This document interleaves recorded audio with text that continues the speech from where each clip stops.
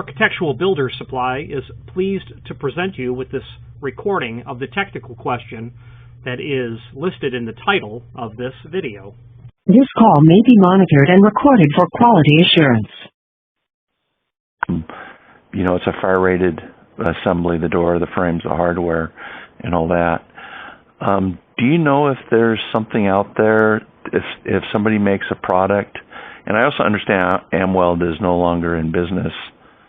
I'm wondering, do you know if there's a manufacturer of doors out there that makes listed doors that can be mated with older Amweld frames? I do, and I can provide those. Sure, it's easy. Oh, wow. Okay. All right. Now, I do have to caveat this with that I work for the U.S. Army Corps of Engineers, and so everything goes out to bid and all that. But that being said, I just need to kind of let you know that. But how would that work? How would what work? As far as providing those door frames, is it you mean the just doors? they order? Yeah, they just order them, and they're listed for working with the older Amweld frames? Well, I mean, in essence, the answer is yes. Who's installing this material? Well, it would be a contractor. We don't have any. It hasn't gone out for bid yet. We're just kind of trying to figure out if that's even a possibility. Because my understanding is that, you know, as I mentioned, the listed, you know, Warnock Hersey assembly is the frames, the doors, and the hardware. So I'm wondering. You're saying it's your understanding that the label that's on the frame is dependent upon a mated door to it? Yes. That's incorrect. You can hang let me well, I've been wrong before, so. Yeah, no, I'm trying to think of a good analogy. You can definitely, sure. Even though you can use a Ford part on a Chevy and it still be a working car. It's not a problem. As long as the door is listed and labeled, and as long as the frame is listed and labeled, they don't have to be from the same manufacturer, because if that was true, then you wouldn't have lots of fire doors. Think of wood door manufacturers that don't make steel frames and steel door and frame manufacturers that don't make wood doors. And that same logic would have to extend to the hinges and closer and lock set and everything else. So as long as every individual component is compliant with the requirements of what you need it rated for, you are golden. Now, having you guys go out and source the doors, it seems like this is probably just an initial conversation. This needs to be under the umbrella of the responsibility of the contractor that's hired. But know this, whatever frames you have, I can supply doors for. Okay. Well, I am going to take what you said and research that further, because I had a very strong impression that the doors and the frames and the hardware were all listed together and tested in a fire, but that's not the case.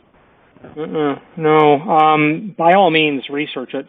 I happen to have spent 3 decades in this industry, and my family 8. I'm a certified fire door assembly and egress inspector. I carry a credential. I've taken the class and demonstrated proficiency in the subject matter. And I'm saying you can use Acme doors and Johnson widget, and Johnson frames if you follow that. It's, as long as everything in the assembly is listed and labeled where it's required, you're fine. You can use it, Now, if there's something deficient about the existing, yes, you got to remove it and replace it. But if there's nothing deficient about it, that, would be a problem. Like, say, a giant hole, you know what I mean? Or there's parts of it missing, that kind of problem. Yeah, it could be out of square. The frame may not be true plumb level and square, and now you can't get a door shaped as a trapezoid because they won't make that. So, that would require you to replace the frame. But as long as the frame is sound, and so there are 2 words, listed and labeled, everything has to be listed, which means it's been tested by UL, Warnock-Hersey, Intertech, whatever the testing lab is, and there are smaller ones. Like your toaster is UL listed. If you flip it over, you'll see the label on it. So it's got to be listed, which means tested and found compliant.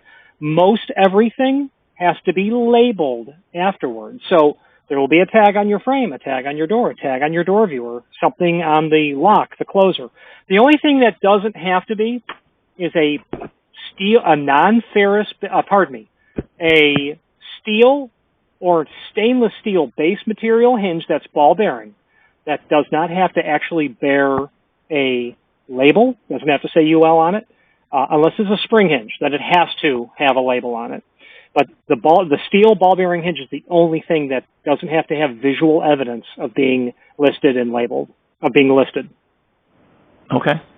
Yeah. Well, awesome. Now, the other thing that's kind of interesting about this project is all the doors. This is an exit assembly on basically essentially a 3-story building, and all the doors on that floor. I didn't look at all the doors throughout the building, but all the doors on the floor have the I have to look at my phone, but I think it's a Warnock-Hersey label on them, except this one door doesn't. But I think what you're saying, would that be something, if the label's fallen off, is that something that we would have to have like UL come out and inspect the frame? That is an option. That is a very expensive option, but they do it. That is a service they and others provide. But it is several hundreds of dollars, and it may be less expensive to replace the frame, and it may not be.